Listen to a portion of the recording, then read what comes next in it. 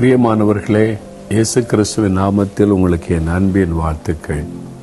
ஒரு முக்கியமான ஜெப அழைப்பை உங்களுக்கு சொல்லுவதற்கு தான் உங்களோடு நான் பேசுகிறேன்.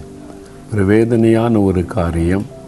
மணிப்பூரில் மறுபடியும் கலவரம் ஆரம்பித்து ஜனங்கள் அநியாயமாய் கொல்லப்படுகிறார்கள். பெண்கள், குழந்தைகள் கொல்லப்பட்டிருக்கிறார்கள். அங்காங்கே தீ வைப்புகள் நடந்து கொண்டிருக்கிறது. மக்கள் மத்தியில் ஒரு பெரிய கொந்தளிப்பு உண்டாகி இருக்கிறது. இது வேதனையான ஒரு காரியம். நாம் தொடர்ந்து மணிப்பூருக்காக ஜெபித்து வருகிறோம். பாதிக்கப்பட்ட மக்களுக்கு உதவி செய்து கொண்டு வருகிறோம். ஆனால் இந்த பிரச்சனைக்கு முடிவு வர வேண்டும் என்று பாரத்தோடு ஜெபிக்கிறோம். இந்த நாளில் நம்ம ரொம்ப கருத்தாக, ரொம்ப பாரத்தோடு நாம் ஜெபிக்க வேண்டிய காரியம் ஒன்று. பாதிக்கப்பட்ட மக்கள் அவங்களுடைய ஆறுதலுக்காக, தைரியத்திற்காக ஜெபிக்கணும். அவங்களுடைய பாதுகாப்புக்காக ஜெபிக்கணும். இனிமேலும் அந்த கலவரங்கள், அங்கே மரணங்கள் ஏற்படாதபடி தடுக்கப்பட கருத்தாக நம்மை ஜெபிக்கணும். ரெண்டாவது முக்கியமான காரணம் என்னவென்றால், அதிகாரத்தில் இருக்கிறவர்கள், இப்பொழுது மக்களுடைய கொந்தளிப்பு, எம்எல்ஏக்கள், மினிஸ்டர்ஸ், அந்த முதலமைச்சர் மேலே திரும்பி இருக்கிறது. மக்கள் அவங்களுக்கு விரோதமாக எழும்பி இருக்கிறதாக செய்திகள் வருகிறதை நம்ம பார்க்கிறோம். வேறு புஸ்தகத்தில் 1 தீமோத்தேயு 2:2 என்ன சொல்லுகிறாரு? நாம் எல்லா பக்தியோடும் நல் ஒழுக்கத்தோடும் கலகம் இல்லாமல் அமைதியுள்ள வாழ்க்கை வாழும்படி ராஜாக்களுக்காகவும் அதிகாரமுள்ள யாவருக்காகவும் ஜெபம் பண்ண வேண்டும். அப்போ ஒரு தேசத்தில் அமைதி, சமாதான, நல் ஒழுக்கம் காணப்படணுமானா அதுக்கு முக்கிய காரணம் அதிகாரத்தில் உள்ளவங்க தான். அதனால் அவங்களுக்காக ஜெபியுங்கள் என்று வேதம் தெளிவாய் சொல்லுகிறாரு. நாம் இந்த நாளில் முதலமைச்சர், அமைச்சர்கள், அங்குள்ள எம்எல்ஏக்களுக்காக ஜெபிக்கணும். 2 இன மக்கள், மைத்தி இன மக்கள், குக்கி இன மக்கள், 2 மக்கள் மத்தியில் கிறிஸ்தவங்க இருக்கிறாங்க. கிறிஸ்தவ ஆலயங்கள் கொளுத்தப்பட்டு இருக்கிறது. ஏற்கனவே 100கணக்கான கிறிஸ்தவ ஆலயங்களை இடித்து தரமட்டமாக்கி ஒன்றெல்லாம் ஆக்கிட்டாங்க. இதற்கு பின்னால் இருப்பது ஒரு அரசியல் காழ்ப்புணர்வும் ஒரு மத காழ்ப்புணர்வும் இருக்கிறது.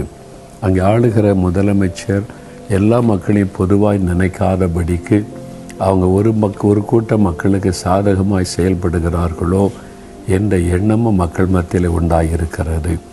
நாம் இதற்காக பாரம் எடுத்து ஆண்டவரே, மத்திய அரசாங்கம், மாநில அரசாங்கம், அதிகாரத்தில் உள்ளவங்களுக்காக ஜெபிக்கிறோம். அவங்களோட கர்த்தர் பேசி நல்ல ஒரு அமைதி, சமாதானத்தை கட்டளையிட நிற்கிறையை செய்யணும்னு ஜெபிக்கணும். இந்த ரத்தம் சிந்தப்படுதலுக்கு பின்னால் இருக்கிற இரத்த வெறி பிடித்த இந்த ஆவி, மத வெறியை தூண்டுகிற, இந்த மாதிரி மக்களுக்குள்ள விரோதத்தை உண்டாக்குற பிசாசின் கிரியைகள் முடக்கப்பட ஜெபிக்கணும். 2 இன மக்களும் ஒருவர் நேசிக்கணும். இந்த பழிவாங்குகிற சுபாவங்கள் மாறி ஒருவர் நேசித்து சந்தோஷமாய் சமாதானமாய் வாழ்கிற சூழ்நிலை உண்டாகணும். அதற்காக நம்ம ரொம்ப கருத்தாக ஜெபிக்க வேண்டும். இதற்கு பின்னால் நின்று செயல்படுகிற அதிகாரத்தில் கிரியை செய்கிற ஆவி, பிரிவினை உண்டாக்குகிற அந்த ஆவி, இந்த இரத்த வெறியை உண்டாக்கி மக்களை கொலை பண்ண வைக்கிற பிசாசின் கிரியை முற்றிலும் முடக்கப்பட நம்ம கருத்தாக ஜெபிக்க வேண்டும். அதனால் உடனே உங்களுடைய தனி ஜெபத்தில் ஜெபிக்க ஆரம்பிங்க. குடும்ப ஜெபத்தில் ஜெபிக்க ஆரம்பிங்க.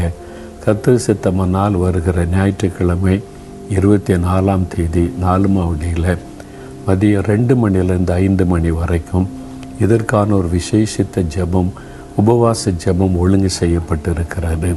பக்கத்தில் இருக்கிறவங்க, அருகில் இருக்கிறவர்கள், வசதி உள்ளவர்கள் வந்து கலந்து கொண்டு நம் ஒருமனப்பட்டு கருத்தாக இந்த காரியத்துக்கு ஜெபிக்கணும்.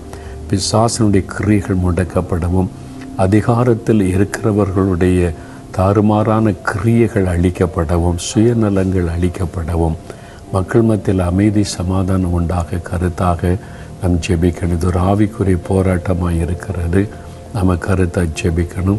வருகிற ஞாயிற்றுக்கிழமை 24ஆம் தேதி 2 மணிலேருந்து 5 மணி வரைக்கும் 4 மாவடியில் நம்முடைய மோசஸ் ஆடிட்டோரியத்தில் கூடி ஜெபிக்க போகிறோம்.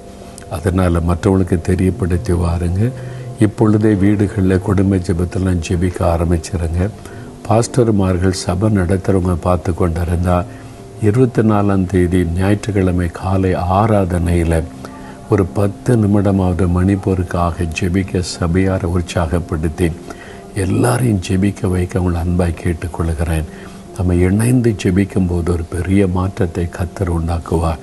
கர்த்தர் அதில் தலையிடணும், அவருடைய நீதியை விளங்க பண்ணணும், சமாதானத்தை கட்டளையிடணும், பாதிக்கப்பட்ட மக்களுக்கு நீதி கிடைக்கணும், இடிக்கப்பட்ட வீடுகள் திரும்ப கட்டப்படணும், இடிக்கப்பட்ட ஆலயங்கள் திரும்ப கட்டப்படணும். அதற்காக கருத்தாக நம்ம ஜெபிக்கணும்.